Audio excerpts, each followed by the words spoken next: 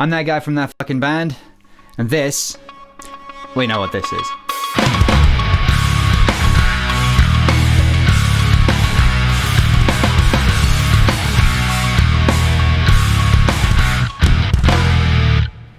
Hi, this is Max, and before we start, I want to ask you something.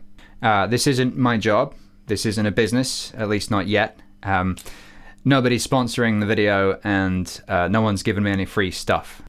So if you want to see more videos, and I hope you do, what I'm asking is that you consider leaving a like, subscribing to my channel, and maybe sharing the video with some of your friends.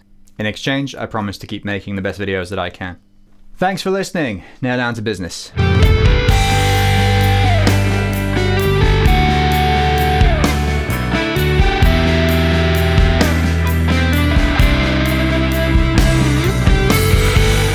This is a 2003 Les Paul Classic in gold bullion. So Les Paul standard platform, so weight relieved mahogany body with a maple cap, set mahogany neck, rosewood fretboard, and all bound throughout. Now people talk a lot of nonsense about there being good wood eras of Les Pauls. That's exactly what it is, nonsense. If anyone tells you that a Les Paul made in this or that specific year is made from better quality wood, they probably have one to sell you. Now it is true that not all Gibsons are created equal. And if you're buying one sight unseen off eBay, for example, then you're essentially tossing a big fat coin. The best advice, and this pertains to all instruments, is to try before you buy. What made the classics more affordable than the standards was you got a plain top, which obviously doesn't matter in this case because it's a solid color. And in theory, you could only get the 60s neck profile, which is supposed to be like a slim C. In practice, however, Gibson necks have always been inconsistent. This one in particular is closer to a sort of a chunky D profile, closer to like the 50s standards that are coming out these days. So Les Paul standards have been coming with burst buckers since I think the 70s. However, the classics came with a 500T in the bridge and a 496R in the neck. You could argue that this was Gibson crippling the guitar to be able to justify selling it at this price point, which was around £1,000 in 2003 money, compared to the standard, which was about $1,500 or $1,600. The 500T set isn't unusable, but it's clearly lacking the sort of the mid-range detail and the vocal characteristics that the burst buckers have. Those kinds of features you'd like to see in a sort of a classic-sounding PAF-style humbucker. The 500T set is a high-output ceramic set, so it doesn't sound anything like what you want to hear. PAF-style undercut pickups is exactly what you've got here, with the Seymour Duncan Pearly Gates set, which is a set based on the pickups in a 59 burst owned by Billy Gibbons of ZZ Top.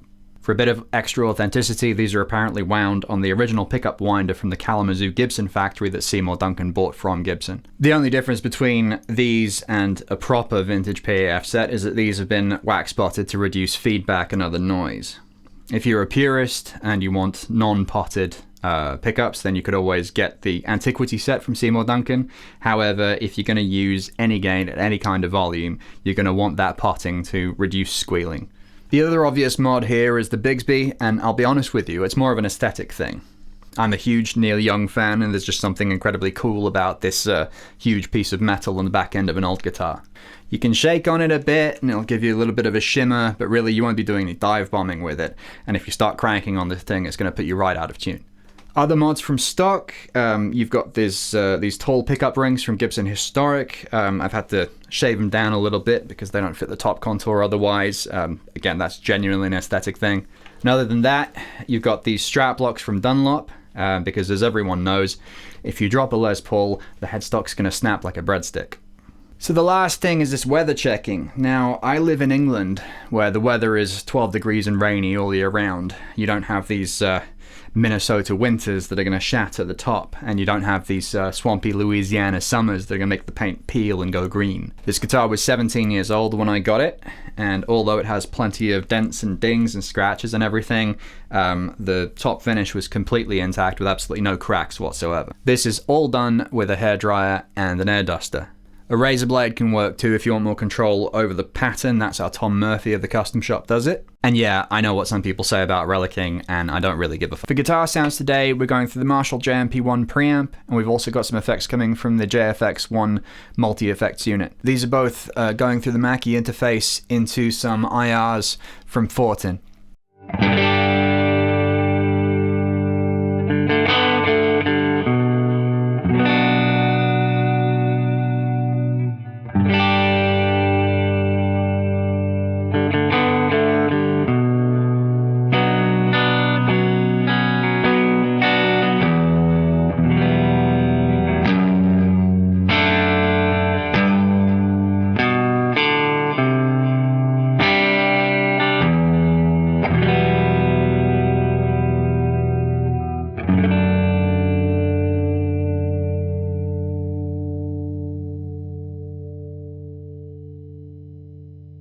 So the great thing about Les Pauls is that they're known for this big, warm, cozy tone that you can get. You just, play a big open G. And it's deep and it's rich and it's everything you'd want to hear. So full of harmonics, but it's got that big sound to it, that big furry sound. And then you've got those humbuckers here, which aren't that high output, but if you dig in, you can get some really nice biting sounds out of that. And that's on the neck pickup.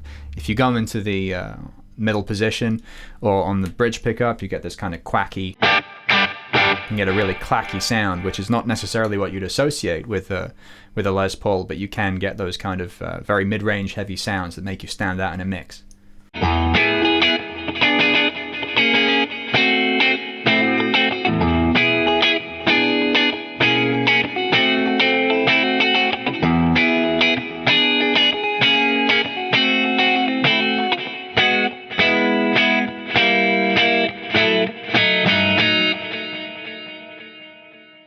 And then you can get these really delicate, kind of acoustic sounding tones. Very beautiful in the mid-range, very detailed. These pickups are really good for that. Just pulled slightly back on the gain, but still with a bit of hair on.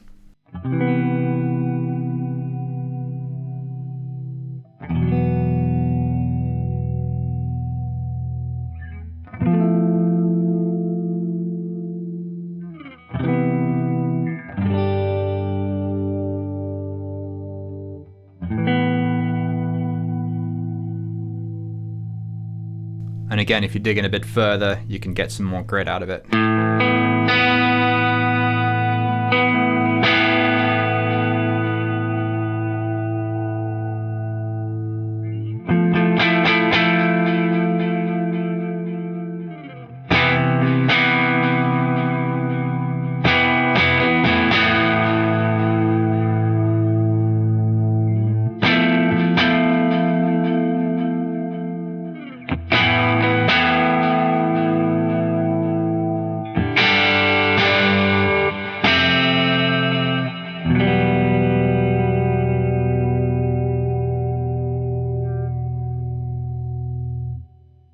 And of course, if you want to go to higher gain sound, you can absolutely do that.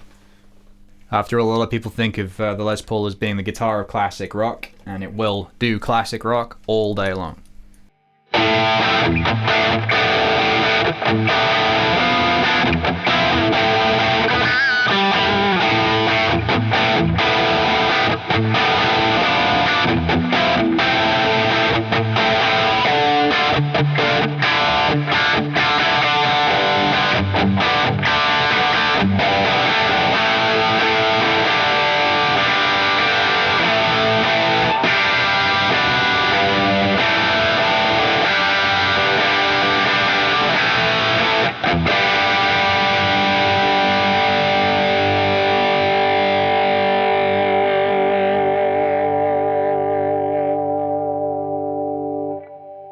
And then, of course, obviously, you've got your gigantic Les Paul solo tone. It sustains for days. It's hugely rich and thick and harmonic. It's beautiful. There's nothing better than taking the Les Paul and plugging it straight into a Marshall and just cranking it all the way up and wailing endlessly. It's fabulous.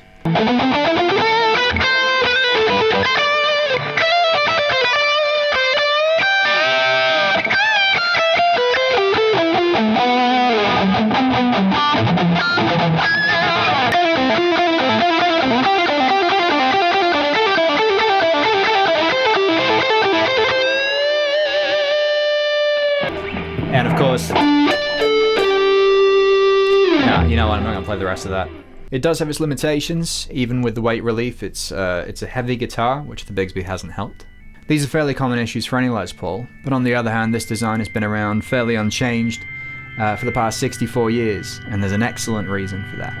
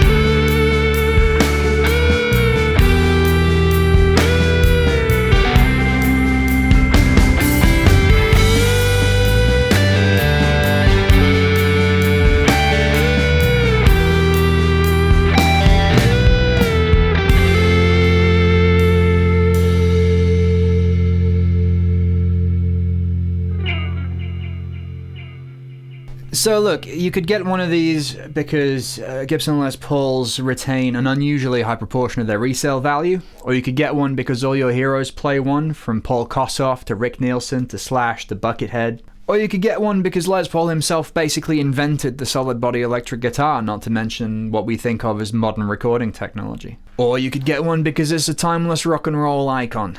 Or you could get one because, all things considered, it's a f***ing awesome guitar. It's entirely up to you.